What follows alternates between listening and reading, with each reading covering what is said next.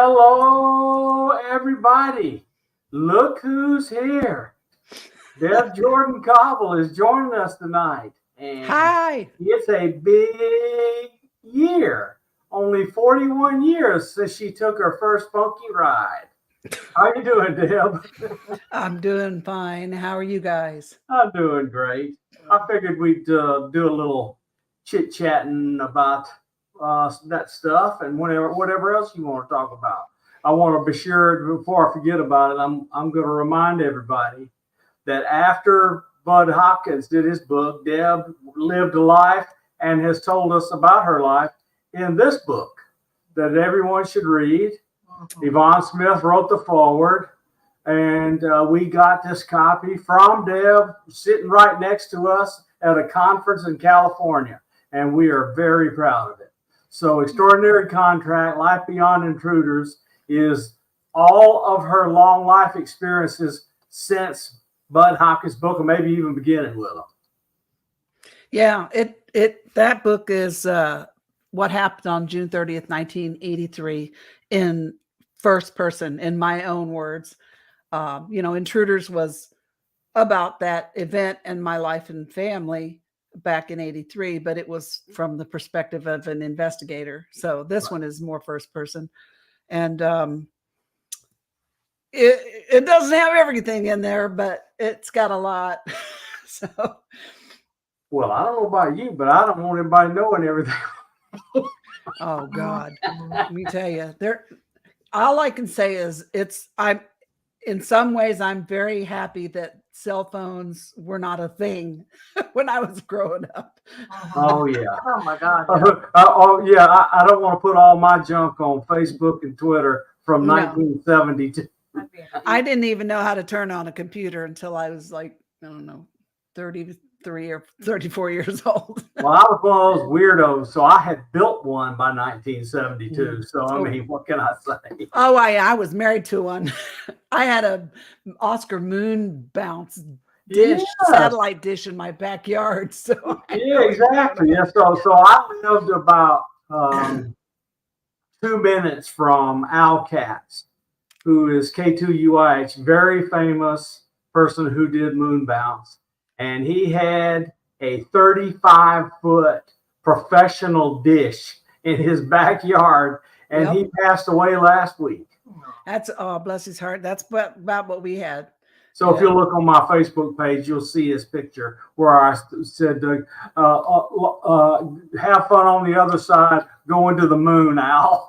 Yeah, right. And my late husband was, we met because of all this stuff too. And he was very interested in it. And the neighbors used to tease him about it and ask him if he was phoning home. So, but anyways, yeah, it's been 41 years since the June 30th, 1983 incident. And I was thinking about it the other day and I'm like, oh my God, where did the time go? Maybe there's people in the audience that don't know it. Tell us what you want to tell us about it tonight. Well, I was a single mom and I had moved back home with my parents. So I was about to go do some pattern cutting for a friend of mine who was a seamstress. And as I was looking out the back kitchen window, I noticed a strange light in the pump house, the swimming pool, which I pointed out to my mom.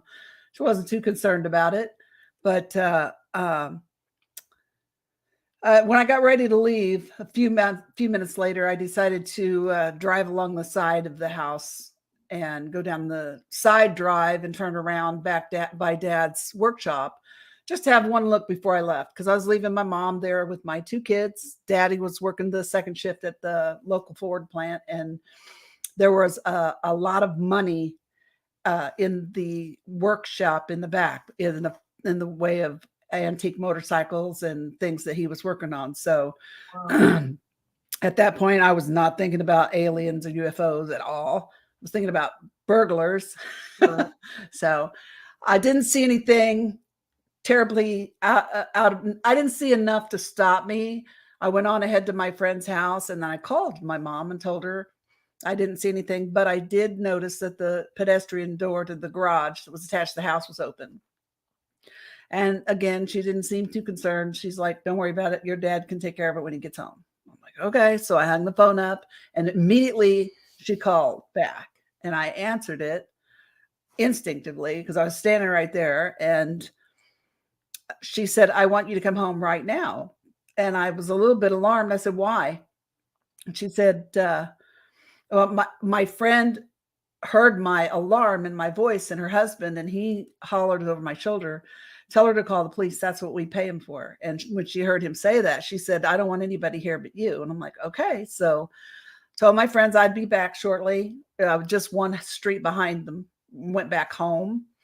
Went out and looked around in the backyard. Once I got there, pulled up that same side drive.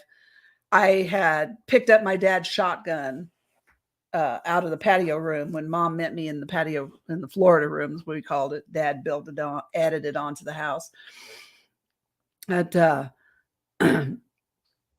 it wasn't loaded, but I figured whoever was out there didn't know that. So, and the fact that I went out there was unusual because I was 23, I don't know, and young and timid, and I always had been shy. People don't believe that about me now because I'm so talkative, but I was very shy and not one to go out and, confront things. Mm. But I did. I went out there, looked around, didn't see anything. Found my dog under Dad's ladder truck. She had been in the garage. Of course, the door was open. And then I went in the garage. And as I was looking around in the garage, I started feeling crazy hot. And I remember thinking, oh my God, I got to get out of here right now. And I turned to run out the door. And I was hit in the chest by a light that was so bright and intense that I remember, I know I had to have my eyes closed, but yet I could still see it. I couldn't get away from it. I couldn't move. I felt at first like I was shaking. And I remember thinking, oh my God, I'm dead. And then the shaking got so intense, it was like a vibrating, and it got to the point where it almost felt like could feel my whole self come apart, molecule at a time. And I have absolutely no idea how long I stood there like that. And then my next memory is of being out on the porch, out on the patio in front of the garage door. And I don't know how I got there. And I could see what I thought were kids in Mom's backyard, Mom and Dad's backyard. And I thought, what are these kids doing in the yard? Still, I can't move, but I can move my eyes. But at this point, I can't see worth a damn because it was so bright that I had like those splotches in my vision, like you get when you get your picture taken and the flash bulb catches you. And my vision was like that. So I was having a real hard time seeing detail, but I could see what I thought were kids all over the yard. And they kind of gathered up together on one side, up towards the end of the driveway where the swimming pool was. And then they all kind of started to slide down or glide towards me. And at that point, as I'm watching them coming towards me more, that's when I see this thing to my left out in the yard, probably about 25 feet or so out in front of me, out in front of the patio, out in the yard. And I don't remember seeing where the kids went. I don't remember seeing if they went in there or not. All I remembered at that point was, oh my God, what is that thing? And, I didn't want to look at it, but I didn't want to not know where it was, in relationship to me at all times.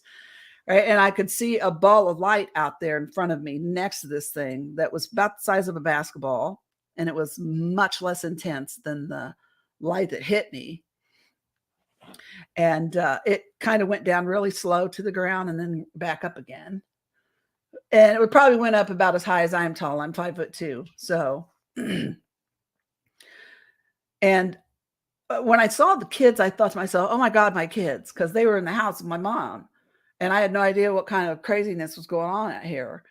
And immediately I heard the voice say, your children are okay. Wow. Like right before that, I felt something pull down behind my shoulder. and a burning sensation in my ear. I recall that. And I recall thinking to hearing a voice say it was unfortunate that I had felt that pain. I didn't see who was speaking to me. I never saw anybody, but I heard this twice. Once it was an unfortunate that I had the pain, and once my children were okay. And then the next thing I remember, and this thing that I saw, I can go back, it was egg-shaped, like on its end, with the bigger part at the ground. And there were like some real skinny leg things coming off of it that started about in the center of it. But they didn't look, sturdy enough to hold a weight. So I'm not sure what they were doing. And at one point, I wasn't even sure the thing was actually completely on the ground because it seemed like it wobbled just ever so slightly. But my eyes were jacked up too. So it could have been my eyeballs. And it wasn't very much bigger than the pump house at the swimming pool. I'm really not great at guesstimating, but I always thought it was maybe about 10 feet tall at the top. So, I mean, this thing was not big. And we called it a craft all these years because what else are we going to call it? But retrospectively, I believe that thing did not carry 6 little kid-sized people from some other galaxy to here. I mean, I just don't feel that's correct. I feel like that served some other purpose in all this, but I have no idea what it was. And like I said, I don't remember seeing them come out of it. I don't remember seeing them go into it. I don't know whether I went into it or not. I don't remember. Still to this day, of about an hour and 15 or 20 minutes of missing time, I remember this mostly. The next thing I remember is hearing my name, but this time the voice was different. And it was like someone snapped their fingers, and I began to move towards the patio, across the patio towards the steps to the upper patio where the kitchen door opened up, because this was a tri-level house in the back. And it was my mom. And she asked me, is everything okay? And I said, yeah, everything's cool. But in my mind at that point now, I'm like, I don't want to cut pattern anymore. So I don't know if I went back to my friend's house. I can't remember if I went back to my friend's house or I called him, but either way, she ended up coming back to my house to swim instead of cutting patterns. And she brought her daughter with her, who was 13, I think, at the time, somewhere in that area. And as we're walking across the backyard, she steps on something in the yard, the girl, and starts complaining immediately that it stung, that it burned, that her foot was tingling, then her foot was going numb, then it was going up her leg. We thought maybe she stepped on a bee in the grass because we were barefoot. And so we got to the pool. We didn't see anything. And we all got into the pool. We weren't in there very long.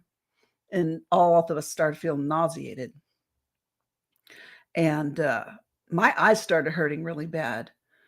Burning, like chlorine burning. And I started seeing white halos around every light out there. But at this time, by this point, it was dark out, and the outside lights were on. And I see white halos around these lights. I'm like, what is wrong with my eyes? Because I hadn't got my head under the water and opened my eyes up, which I would have thought that would cause my eyes to burn or something, but it wasn't the case. And they eventually went home, and I went to bed. Daddy came home. The next morning when I woke up, my eyes were swollen shut, and I was in so much pain that my mom took me to the emergency room. Mm-hmm.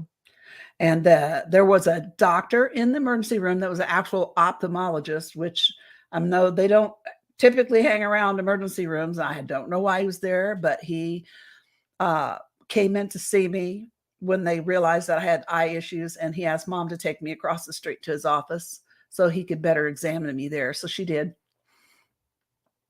And first thing out of his mouth was, have you looked out into the arc of a welder's torch? And I thought to myself, what kind of question is that? No, not remembering the light or anything at this point.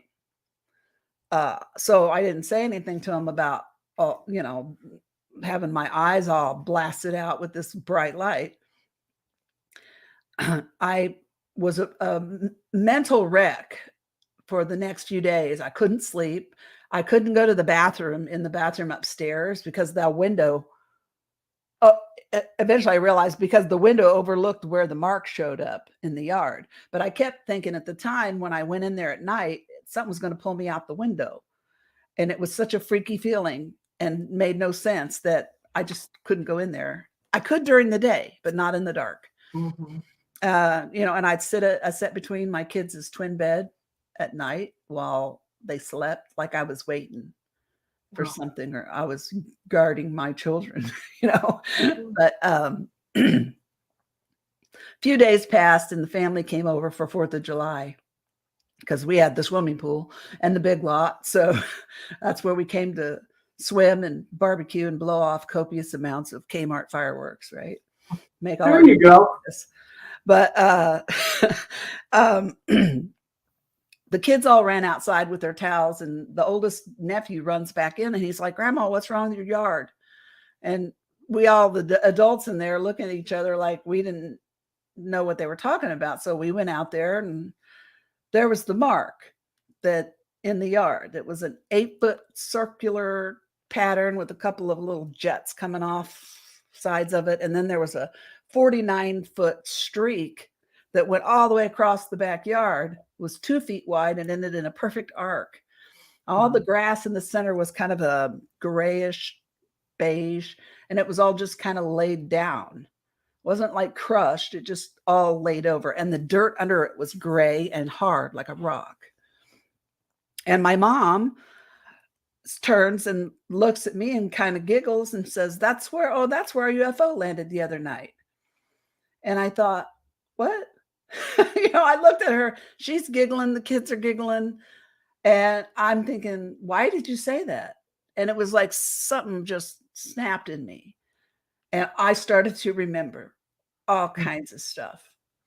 And I kind of had a nervous breakdown at that very moment. I think that when it began, it lasted for months, but and my memory came back more and more as the hours and the days passed. And I didn't know what to say to anybody or tell anybody, I had picked up Budd Hopkins' book, Missing Time, in the library months before. And I always said, this is how I read a book. I look at the front cover, I look at the back cover, I read the sleeves on the back, then I look at the last few pages and I flip through the pictures if there's any, then I decide if I want to invest my time in the rest of the book. That's always how I've been. I tried to read Missing Times multiple times and I really couldn't get through it. I still have a copy. I have a copy up here signed by Budd that I still haven't completely read the whole thing. But some of the things in the book that I did read, and I would have a panic attack when I'd read this book for a few, a chapter or one chapter, and I'd have a full-on panic attack and wind up in the emergency room thinking I'm having a heart attack. It got to be expensive and embarrassing. But and at one point, I even think my mom said something like, "You need to take that book back to the library. We can't afford it." I was living with my parents at the time, and we were on Dad's insurance. So, because back then you could do that. I wasn't 26 yet, but anyway, I did remember seeing in the back of the book a place where you could write to the guy who wrote the book if you thought you'd had this kind of experience. And I wasn't really thinking as much about myself as I was my older sister, because my older sister, Kathleen, she had an experience in 1965 that was very clear to her that she told this all the time. And well, not all the time, but whenever we get on the subject, she would tell the story about how she took Mom to bingo one night, and she just got her driver's license. So she wasn't that old in 65. She was still, maybe a senior in high school at that point. She took Mom to a bingo game and dropped her off. And on the way home, felt this compulsion to pull into this church parking lot. So she did. And when she drove around the back of the church, which it was still daylight, she saw this huge silver UFO right over her car. It had a lot of colored lights around the bottom of it. And then she remembered that it picked her whole car up with her in it. Oh, wow. And then the next memory she had was waking up in her car. And not only was it now dark, but it was also time to go pick mom up from the bingo game. Wow. So she picked mom up and was telling her all about what happened, what she'd seen. I don't remember how much of it she recalled, in all those hours between seeing the UFO in the light and waking up in her car in the dark. But I thought, well, she fits this more than I do. But then I started remembering about something that I'd had happen to me when I was first married and living on Tacoma Street with my husband in an attic. And these two small little guys, I called them the gray guys with the big eyes, came in the room with this box. And at first when I saw them, I was terrified, but then I suddenly became calm. They showed me this small black box. I asked them what it was. I asked them if I could have it, and they said no. But when I saw it again, I would know what it was for and how to use it. And then they went away. They just kind of backed off and just disappeared. And I couldn't get my husband to wake up. So I just laid down and fell asleep, which makes no sense. I know it sounds crazy. But the next morning when I woke up, I told him about it. And he made fun of me, of course, And so he kind of made me mad. So I called my mom and I told her about it. And all these memories, I hadn't talked about that in years, but after June 30, 83 happened, I remembered that again. And my mom's like, oh, I remember when you called, all these kinds of memories and stuff started flooding back. So I eventually wrote a letter to Budd, a 14-page letter, I think, filled with Polaroid pictures of the yard. And I started the letter out with my sister's story. And then at the very end, I'm like, oh, by the way, this happened a few weeks ago, bam. And all these pictures fly out of this yard. That mark in the yard lasted for 2 or 3 years. And the first winter, when the snow started to fall, snow melted off of it. I have pictures of that as well. You could still see the mark through the snow because the snow would just come off of it. And my eyes were never right. After that, I went very farsighted. Really? And by the time I was in my mid-30s, I was diagnosed with cataracts. By the time I hit 49 or 50, I had my lenses replaced, and I was also diagnosed with macular degeneration in my 40s.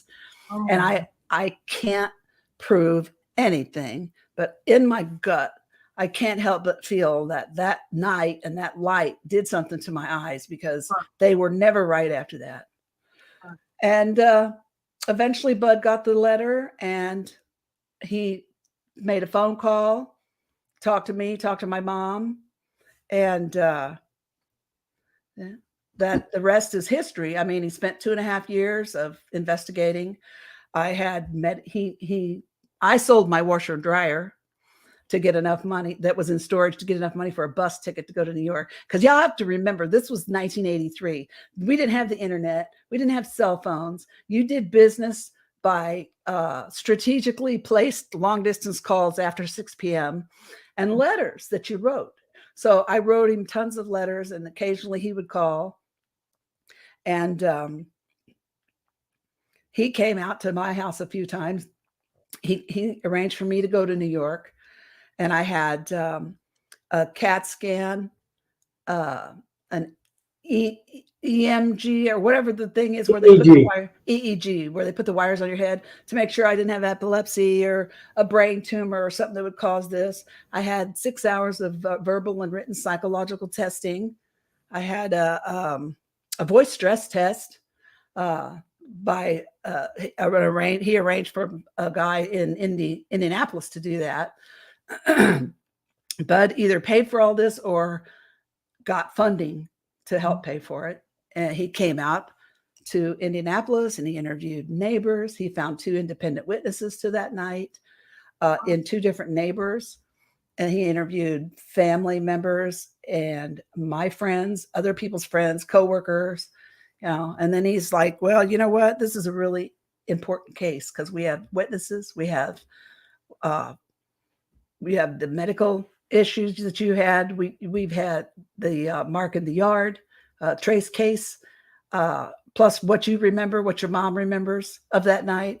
And he goes, I'd like to write a book about this. I think it's an important case. People need to know about it. And my family at first was like, I don't think so. That that wasn't the point of me reaching out. I wanted a normal life. I wanted somebody to tell me it was going to be all right. Mhm. But after a while, we agreed to it as long as we could be, and had pseudonyms.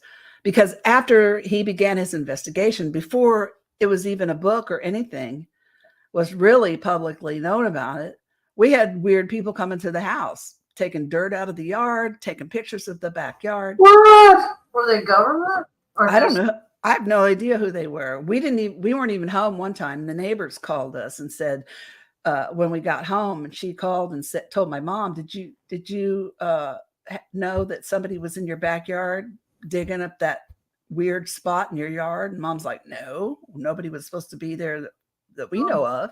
Or- So, if that was happening before a book went public, God, what would happen after that? And I was very concerned about my children. They were young. Mhm. So that's why his book, we have pseudonyms. I was Kathy Davis. Even the place, Copley Woods, it's not a real place. That was a pseudonym for the place in Indianapolis where this happened.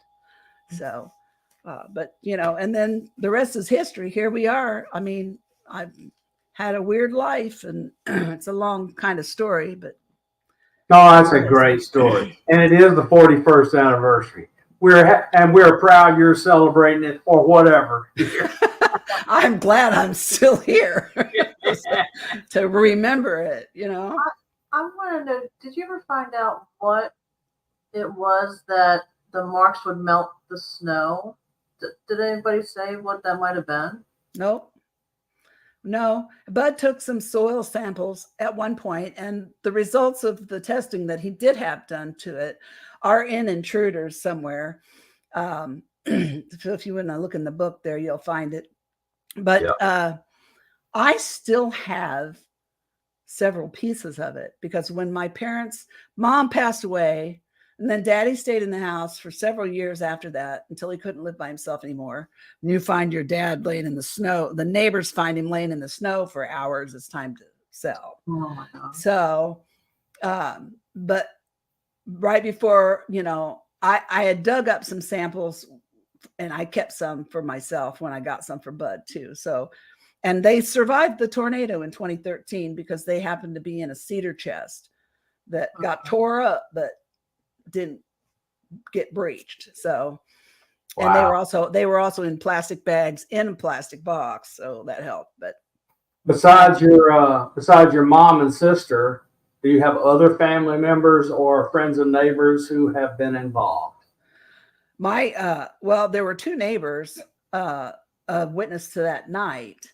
They the gal directly to north of us, the house right north of us, there was a little patch of woods that separated the house, but it was very thin. We could see each other's house through it.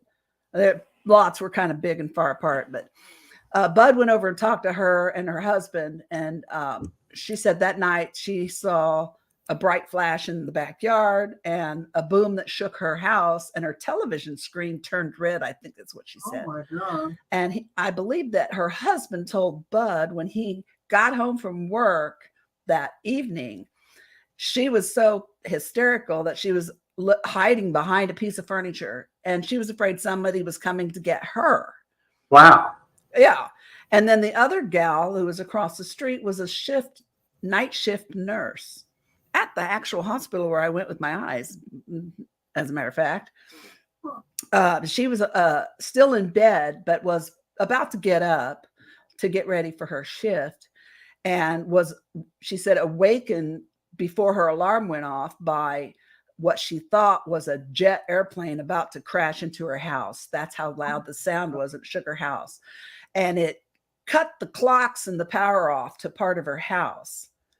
I believe the front part of the house, which would be closest to mom and dad's house. So and then of course mom was out there that night, and mom told me like a week later, she says, I just remembered why I called you back to have you come home the other night. I'm like, well, okay, why? And she's like, I was standing here doing dishes and I saw this light around the bird feeder about the size of a basketball. And she says, but I didn't see a beam or anything. I thought maybe it was from somebody had a flashlight on it, or someone was up in the side driveway and it was like a headlight out of alignment or something aimed on there. She says, but I didn't see anything or anybody. And she says, as I stood there and watched it, it got smaller and smaller and smaller. And as soon as it disappeared completely, I got it in my head. I had to call you. You had to come home right now. I'm like, okay. All righty then. But it took her like a week or more to remember that. So, and I want to tell you something. I just, when Budd passed away, he had his, every session I had with him, hypnosis session. I don't know. I didn't have that many because, we lived 1,200 miles apart and neither one of us was rich. So a handful, but they were all recorded on tape. Nice. And I did drawings and stuff for him and I gave them to him. I took pictures of them, but then I gave him the originals because I made them for him. And I thought that these things were lost forever, especially after he passed away and his ex-wife had them. And I just assumed they were lost forever. So I quit looking for them because I didn't have any of it. And recently, a friend of mine found an audio tape with my name on it in some of his things. Oh, wow. What's on this tape is something I didn't even know existed. It was recordings of phone calls between Budd and Mom, Budd and my sister Kathleen, and Budd and me. And I've heard them recently for the first time, and I am just flabbergasted. First of all, to hear my mom's voice after she's been gone for, 20 years, to hear my sister's voice, which my sister has been nonverbal for several years due to multiple strokes. So, and severe dementia. And to hear her talking, it brought tears to my eyes. And I'm so thankful to have these again. But when I listened to them and even hearing myself, when I heard myself talking, I'm like, oh my God, first of all, I sound young and I sound like a little hillbilly. I hadn't lost my accent yet. And I could tell how timid I was. And as I was speaking, I'm thinking, I hear what I'm saying, but I know I can remember what I was thinking in my head. Oh. And I sound like an idiot. The thing, I was embarrassed. I was embarrassed to tell people about this because I knew how crazy it sounded and I didn't want it to be true. And I would tell myself this shit is dreams. I can't, this is just doesn't fit in my world. I can't even fathom this. But then hear my mom describe that night and my sister talk about me and her and mom and dad, even to this day, the words, the way to hear my mom tell that night, it's the same exact thing I've been telling people for 40 years, almost word for word. And it just blows me away. Wow. And I finally it's like they came back from the dead to back up my story after all these years. It's such a weird feeling. I just wanted to share that with you. Well, I hope you have them digitized because tapes erase over time. Somebody digitized them for Good. me, which in and of itself is actually a miracle because it's just a little cassette tape, a 40-year-old cassette tape. Wow. You're probably lucky. Should have crumbled years ago. Yeah, you're probably lucky he had it inside something metal, which blocked off the stuff that erases them. Because it really, technically, it was a miracle they were found, and it was a miracle that anything was able to be taken off of them. Yeah. It was a miracle they weren't crumbled.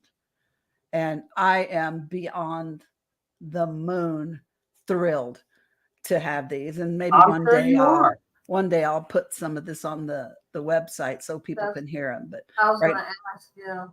But it's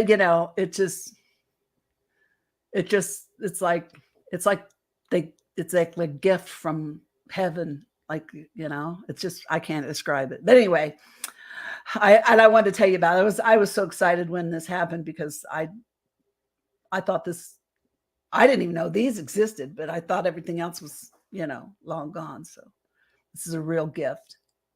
It's kind of amazing. A lot of people don't realize the importance of preservation of as much of these historical events as you can get, because and recently David Marler has preserved CUFOS and other really deep records from Hynek and others out in that new museum he started in New Mexico, and now he's got it hooked up into the school system, and it's going to be preserved in a museum inside the school system. So, and David Marler is a great guy. So I'm just happy to know there are people like him and others that are going to preserve all of this for history, so that historians and philosophers and some scientists can take a look at it and see what was going on when all of this was being recorded, because it's kind of wild.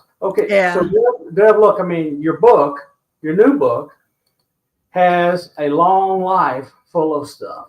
And a lot of it is really interesting. Some of it's painful and some of it's glorious. So we got 20 minutes left. Tell us what you want to tell us about all of that, especially, in other words, go ahead and promote your book. Well, it's called Extraordinary Contact. It came out in August of 2021, and it was published by August Night Press. But it can be purchased at any online bookseller, most of the big ones like Amazon or Barnes & Noble's, Books A Million.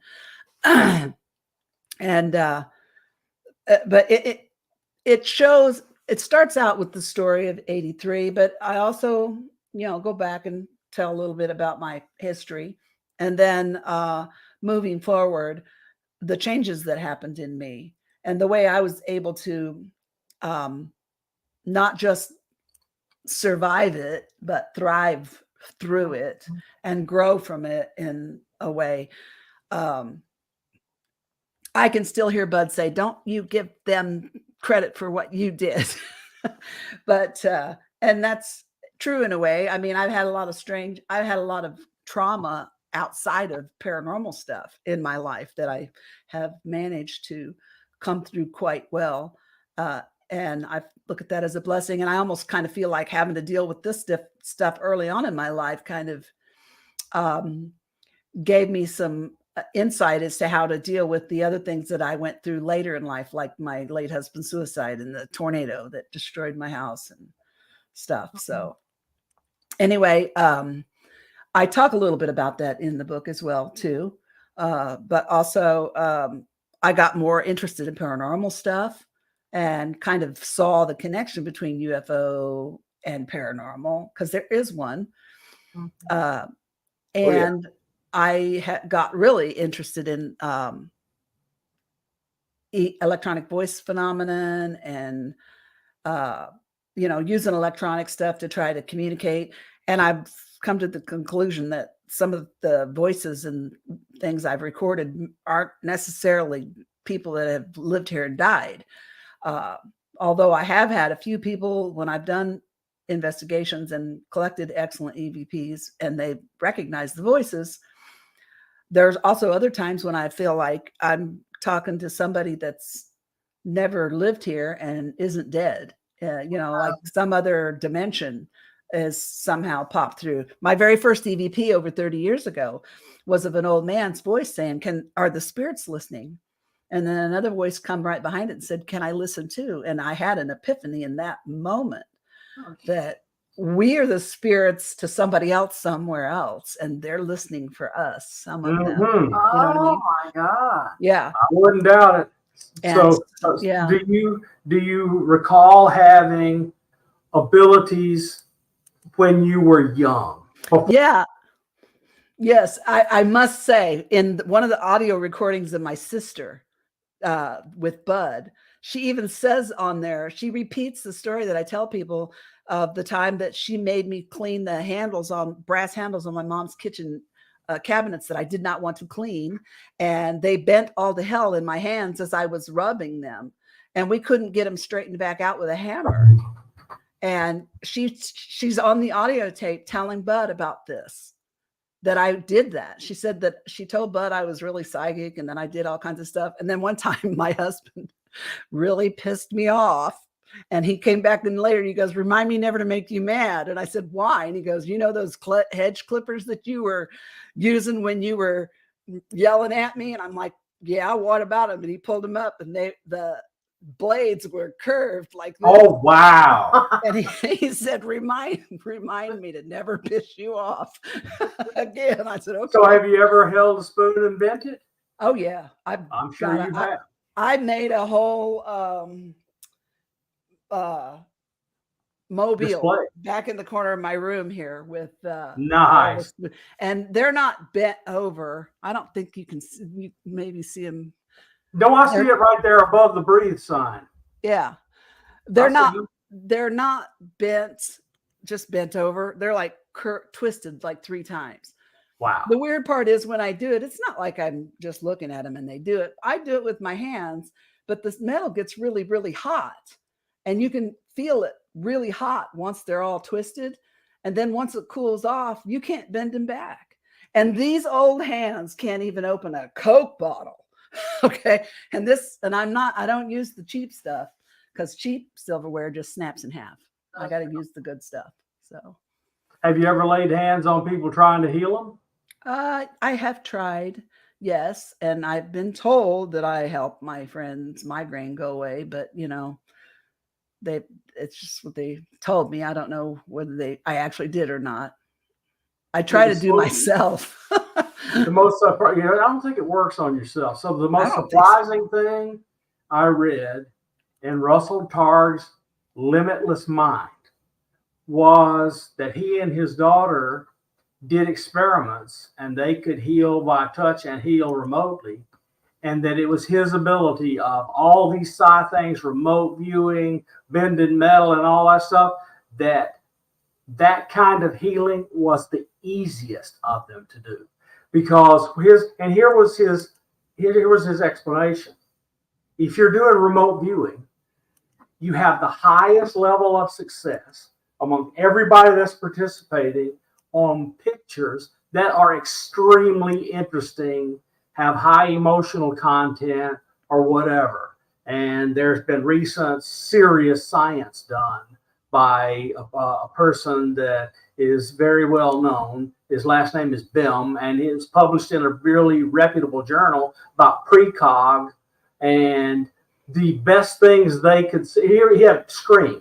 He says, behind one of these screens is a picture. And you don't tell me what it is, but go ahead and pick. And then, after their picking was done, without him knowing who picked what, he put the picture on the screen and then revealed it. So he was trying to show that precognition was real. And it was hilarious. The highest ratings were the pictures that were sexy. Well, they probably held the most emotion. Exactly. So what I was going to say is healing is a thing of high emotion, because you're sitting there experiencing the person's fear and pain and other things. So that may be the reason it's the easiest to do. Someone has a question. Yeah, here, let me put it up. Kurt says, my daughter's uncle would consistently blow electricity, whack lights, computers, all of it when he would get mad. He got it under control eventually. What is the question? I think so. Yeah. Oh, I believe that. Oh, yes. I believe 100. And one of the things that started happening to me, I haven't had physical contact like the June 3083 or things when I was younger anymore, like I used to, but it's like changed to a different kind of contact. And I don't know if it's because of, if that's intentional, if that's the way it was supposed to work. I'm not sure, but that's the way it has. I have lucid dreams. They usually are in the last 15, 20 minutes of my sleep cycle. I think they're very lucid. I remember them. I go different places. And I have been to places that look very much like my home, but slightly different. Like my decor will be a little bit different. My husband and the dogs are there. You know, the neighborhood will look about the same, except for maybe one house looks different. I drove in my car down to the grocery store, and there's my Myers, there's my store, and usually across the street is a gas or a car wash. But this time across the street was like a convenience store, but it was a company I've never heard of, not like 7-Eleven or Magic Market or something like this, something completely different. And I pulled into the driveway and I remembered saying, where the hell am I? And the minute I said that, I woke up. Yeah. And I mean, these are the kind of dreams that I have. And then I was actually wide awake and I was out on a walk because I like to walk out in nature by myself, my headphones on, and just feel connected to the planet, right? Sometimes if I can get away with barefoot in the grass, that's even better. There you go. But so I was out walking around, chilling, enjoying the cool breeze. And I live on a cul-de-sac, so nobody bothers me. And somebody came up, or I thought somebody came up behind me because I heard a man's voice say, "Hey, Deb." So I kind of pulled my headphones back and I turned around and there wasn't anybody there. And I'm like, that's weird. There's nobody there. And, I'm like, is it my headphones? And then he kind of laughed and he said, and I thought, okay, no reason to be panicky. I'm hearing a voice. I might be crazy anyway, so it's okay. But I'm not a stranger to weird stuff, so we'll just go with it. And he says, do you know where I am? You look like a little white ball of light floating around in the dark. Oh my gosh. And then he said, but I know that from where you are, that's what I look like to you. But where I live, I look just like you. And I said, okay. And I literally said this out loud. So I don't know if anybody in the neighborhood saw me talking to myself, but I said, okay, are you dead? Are you dead? And he said, no. And he just like that, he's like, no. And he kind of laughed and he goes, I'm as alive as you are. And I said, okay. And then I said, are you an alien? And he just said, nope. And that was the end of it. No more conversation. I continued on with my walk and I said, are you still there? Are you still there? And no answer. And I'm like, okay, then. So I wrote it all down, which is what I do now. Anytime weird stuff like that happens, I write it down. But yeah. I'm going to send you in private an experiment I want you to try. Just for the heck. Maybe do it 3 or 4 times and then tell me how it happens. And then I'll tell you something else strange that happened to me too. When I was working in the factory and I was running a surface mount line, you probably know what that is. I was running fast component mounters and I was all by myself. Those are set and programmed and timed by engineers. So if you don't have any errors and you don't stop, you should stop. Production should be finished at a specific time. Well, I started noticing that my production, even with an error or two, I was finishing a few minutes earlier every day, right? And I'm like, this is strange. So I got to the point where I should have been done with my run by 2 o'clock, and I was done at 12:30 with the same amount of numbers. And I'm like, I asked my engineers, I'm like, are you guys jacking with the timing on these things? What's going on? He goes, no, we were kind of wondering how you were getting done so fast. And I'm like, I thought you guys changed the run time. He's like, we ain't touched it. He said, we ain't touching it because it ain't broke and it's running good. You're doing a good job. You know what I mean? So, but I'm sitting there doing my crossword puzzle and drinking my coffee. And I see somebody walk up behind me and I see him out of my peripheral vision. Right. And I turn to talk to them and there's no one there. And I thought, oh, that's weird. Because I could have swore it was my engineer coming up. Because that was, he did that sometimes. So it happened again. And I turned around and I'm like, okay, I don't know who's here, but I can see you. And, you're getting on my nerves. And then I went back to because it was annoying me, it was kind of creepy. And I could see what they were wearing. They had on either like navy blue shirts and khaki colored pants. And I'm like, it's the Geek Squad. They're coming to check on me. That's what I thought in my head. So the next day after that happens, and I'm kind of feeling crazy because, that's just weird. The next day it happens and my line's running good and quick and everything. I see somebody walking up from the side of me. And I turn to look to see if it's, somebody, and there's no one there again. So I turn back around and I'm like this. And I'm like, okay. And I can only see them through my peripheral vision. If I turn to look at them directly, they go away. There's two of them this time, both of them wearing the same outfit. And one of them, and I'm sitting real still, like I'm making like I don't see him. One of them's kind of leaning over a little bit, like he's trying to see how far he can go before I say something. And I turn around real quick and I said, I don't know who you are, factory, I cuss, but I can see you. And I have no idea what you are doing here, but you need to go away. Bam, they went away. And that never happened again. Never. It's never happened to me before in life, anywhere. It's never happened to me since then. I have no idea what that was. Maybe I had a brain fart, or something. But I saw somebody that I wasn't supposed to see. And I could see their body and their outfit, but their faces were almost pixelated, like intentionally blurred, that I couldn't see their identity. But I could see them. Now, I could just be crazy. I don't know. I believe you. I think it happened. I mean, I don't know who they were or what they were doing either. Yeah, this world is so crazy, more so than we're told. So, Bob, I always say human brains are tube type radios in a digital surround sound world. We're I think actually our consciousness is running on a quantum computer or something like that. And this is the little classical interface that connects to it and animates our actions. And sometimes mine needs to be unplugged and plugged back in. Well, you know how you fix a Microsoft computer, you reboot and turn it on, turn it on. Maybe that's what all of us need to do. Mm-hmm. I absolutely believe Deb. Yeah. Oh, yeah, absolutely. Okay, so what do you got coming up?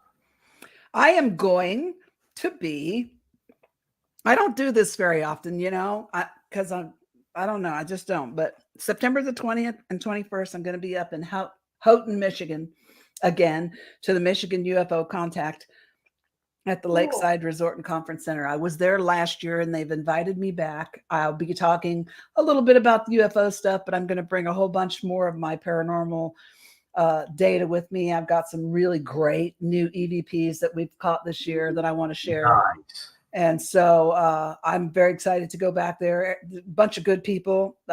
It kind of co-run by Michigan MUFON.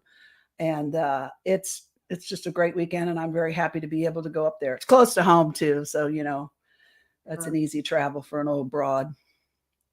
Yeah, I want to come to Michigan the next time. John E.L. Tenney is at Michigan Paracon because he's one of my favorite Fortean people ever. Mm-hmm. He's just I'd like to go to that Paracon. Yeah, that's a good one, I hear. Yeah, and Tenney's always a big draw there. Yep. And of course, me and Greg are still doing Midwest Paratalk Radio after 15 years. It's not the gangbusters, we're kind of laid back and we'd like to chat and give people a platform if they want to talk about their stuff. So yeah, we're liking this Tuesday night gig. It gets in the middle of our week. It gets us something to do. We talk to people we know or want to know, and there you go. It just works out. Yeah. And we're always glad when you want to come on. Yeah. Oh, I appreciate that invitation. I appreciate it a lot. Yep. You go to these shows, and I've been to quite a few of all different types, but you don't always meet people that you know instantly they're okay and they think you're okay and you can be friends. So that's rare, and that's what it was like at UFO Con in San Francisco. Well, we just knew that you were our kind of folks. Yeah, I really enjoyed meeting you guys and sharing my stuff with you. And yeah, a bunch of folks are asking Lala to get on here and do rods and personal readings. So we're gonna do that one time soon and see how it works.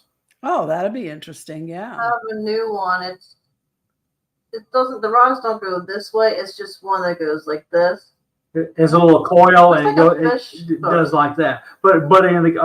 Or she has the pendulum crystal, and she can make those things move.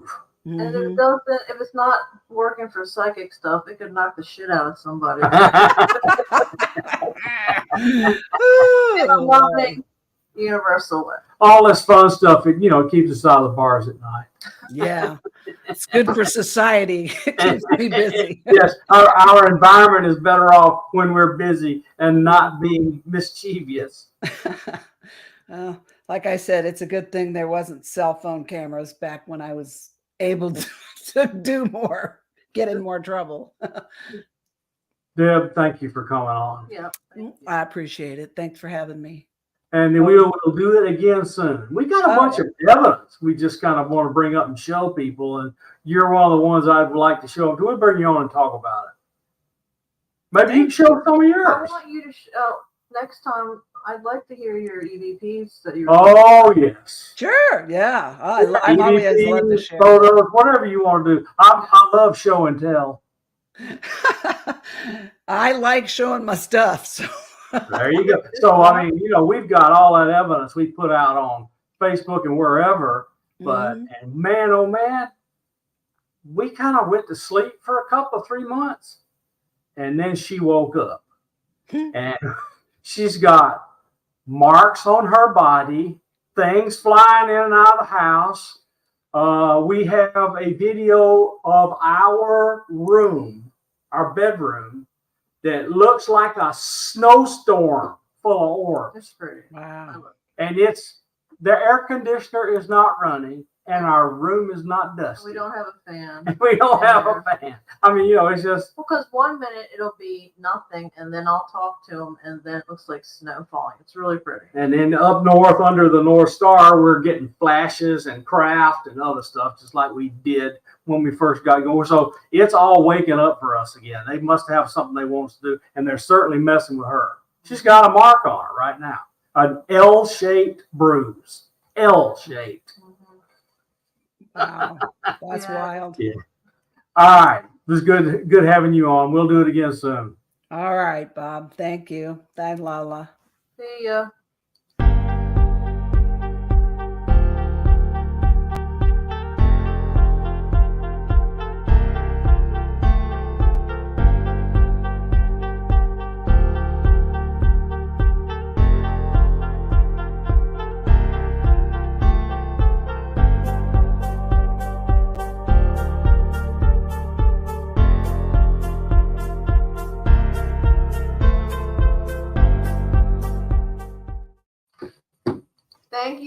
Thank you. This is awesome.